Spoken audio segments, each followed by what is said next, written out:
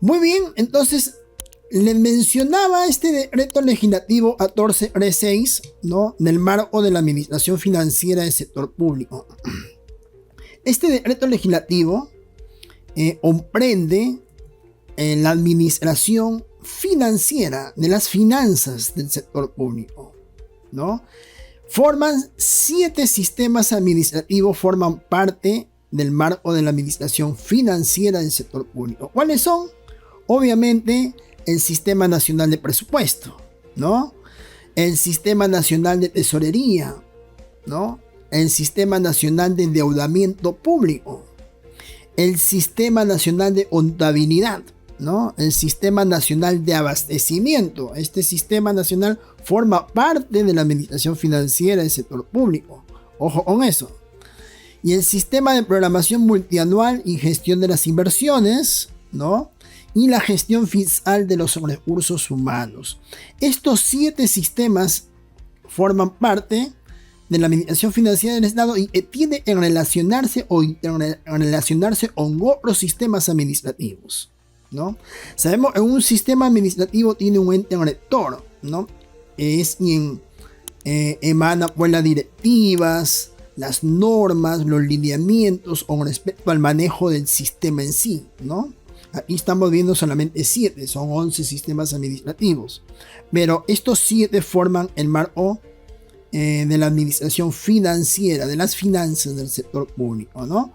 Estos 7 forman un comité de coordinación respecto a la administración financiera y está bajo la dirección del Ministerio de Economía y Finanzas. Como se dan cuenta, estos 7 sistemas forman parte del Ministerio de Economía y Finanzas. Y esto básicamente está bajo la tutela del despacho viceministerial de Hacienda. Ellos son los que lideran, ¿no?, el ente rector de todo este marco de la administración financiera del sector público, ¿no? Es más, en este decreto legislativo, en el artículo 6, nos habla justamente de la gobernanza de estos sistemas administrativos, ¿no?, que forman parte de la parte financiera del Estado.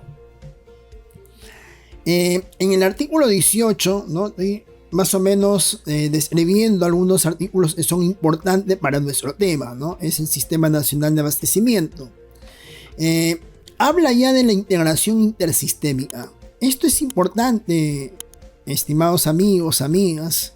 Porque los integrantes de esta administración financiera del sector público tiene competencias, ¿no?, en la norma misma le da del sistema en sí, ¿no? Entonces tienen que haber una integración, o sea, tienen que hablar entre sí estos sistemas, o sea, no pueden ser sistemas aislados. Estos sistemas trabajan de manera integrada, ¿no?, de manera intersistémica, ¿no? ¿Por qué? Porque tienen que definir los productos y los insumos requeridos de la administración financiera del sector público. Es decir, el sector público, las entidades necesitan, para poder operativizar, necesitan insumos, necesitan entregar productos a la ciudadanía, porque estamos en el marco de las políticas públicas, ¿cierto?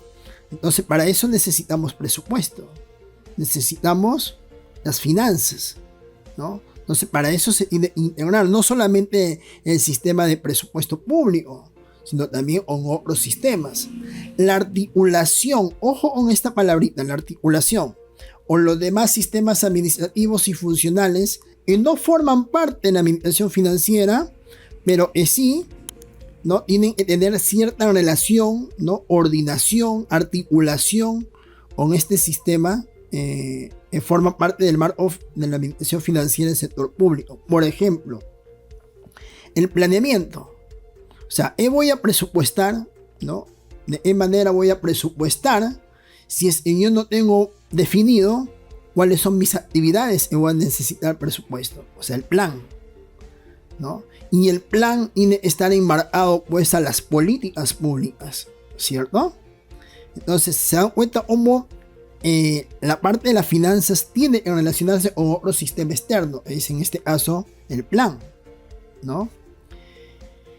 Ese es uno de los ejemplos, ¿no? Por eso, no solamente con ellos, sino también con otros sistemas, ¿no?, de manera de recursos humanos o el sistema de recursos humanos, de servir, ¿no?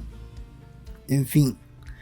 El proceso en el artículo 20, ¿no? Nos menciona sobre el proceso de programación de los recursos públicos.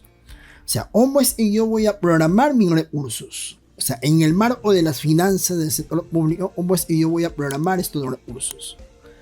Y ahí sí es claro la norma, dice el proceso de programación de esos recursos públicos, ¿no? Dice, tiene por finalidad contar con una programación multianual. En otros países, esto se llama plurianualidad, ¿no? En otros países de América Latina. Aquí en el Perú le llamamos programación multianual, es decir, por un periodo no menor de 3 años, ¿no? Del uso de los recursos públicos para poder contribuir a la ejecución de las políticas públicas, ¿no? Siempre preservando, ojo, los principios de sostenibilidad fiscal y responsabilidad fiscal. Ya, ¿qué se refiere con esto? Así en términos simples, amigos, amigas. Yo no puedo gastar más de lo que no gano, ¿cierto? Es como, por ejemplo, ustedes mismos en su hogar reciben su sueldo, ¿no? Reciben su sueldo y lo primero que yo hago con mi sueldo es poder definir, mis prioridades, ¿cierto? Yo digo, ¿sabe? Mire, hasta mi sueldo, lo primero que voy a sacar son los servicios básicos, ¿no? Pagar mi luz, mi agua, mi teléfono, mi celular, etcétera, ¿cierto? Entonces, bajo esa premisa, ¿qué tengo que hacer? Distribuir ese presupuesto, ese recurso que me está llegando, ¿no? Esa entrada mensual en mis prioridades. La comida, el alquiler de la casa o el departamento, dependiendo. Si es un departamento propio, pues pagar los arbitrios, etcétera, ¿no? Entonces, tiene que mantenerse la responsabilidad fiscal. Yo no puedo gastar más, no puedo tener gastos mayores a los ingresos. Igualmente pasa en el Estado, ¿no? En el Estado es igualito. Yo no puedo programar gastos de recursos públicos si es que no hay ingresos, ¿no? Si es que no hay ingresos.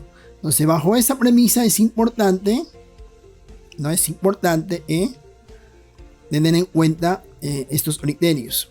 Ahora, la multianualidad tiene un sentido común.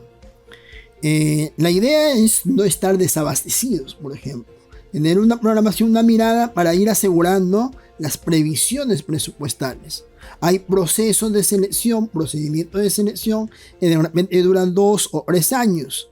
Entonces, está bien, yo aseguro con el presupuesto que me llegue el siguiente año, yo lo aseguro, pero ojo, voy a necesitar asegurar para el próximo año, para el año subsiguiente, ¿no? La idea es en algún momento, ¿no? No exista el desabastecimiento, ¿no? Y mucho se ve esto con el tema de salud, ¿no? Y más adelante lo voy a ir explicando. Entonces, miren cómo este decreto legislativo del marco de administración financiera del sector público ya nos da ciertos parámetros. Una, la articulación es importante, y segundo, la multianualidad, ¿no? Entonces, continuamos a ver la siguiente diapositiva. Del Sistema Nacional, y eso otra norma, el decreto legislativo 1440, ¿qué podemos mencionar del Sistema Nacional de Presupuesto? Las fases del proceso presupuestarios, ¿no? ¿Cuáles son las fases? ¿Cómo empieza? Empieza por la programación multianual, ¿no? La programación multianual.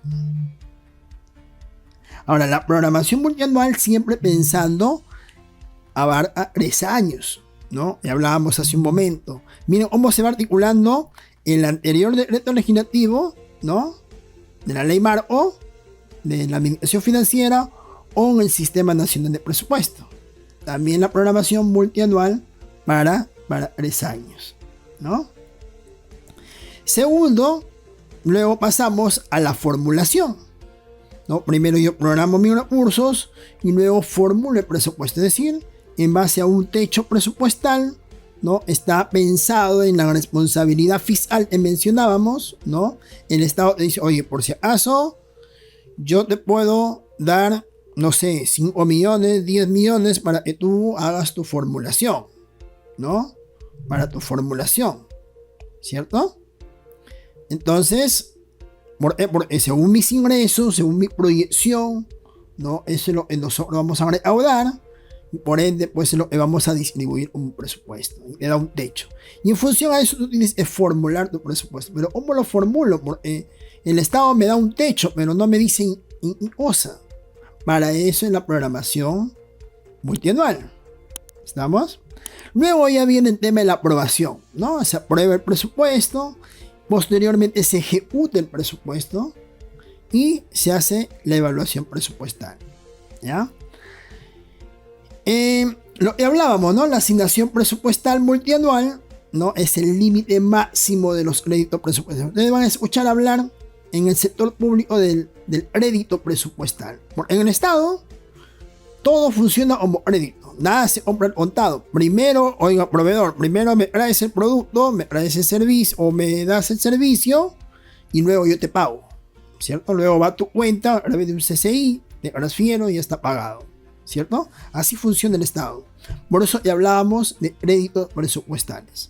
Entonces, cuando yo hago la programación multianual, debo tener un límite de crédito presupuestal. O sea, hasta cuánto puedo yo endeudarme, entre comillas, ¿no? Porque es un crédito presupuestal. A la larga, pues el Estado te va a dar mediante la aprobación del presupuesto, ¿no?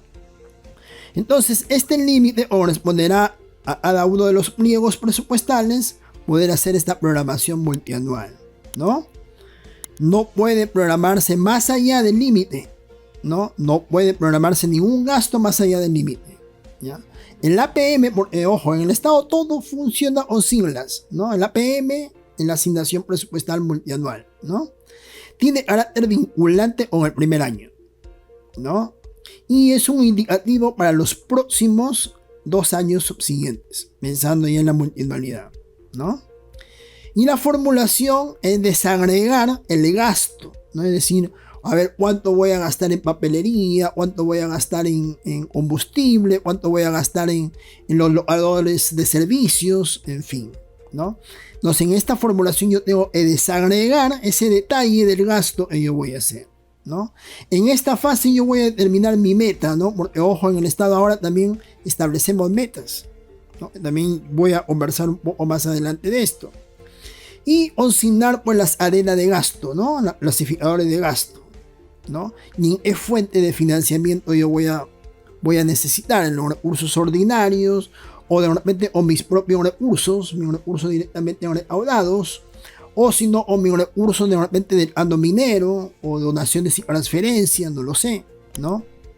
Entonces es en esta fase donde yo determino eso.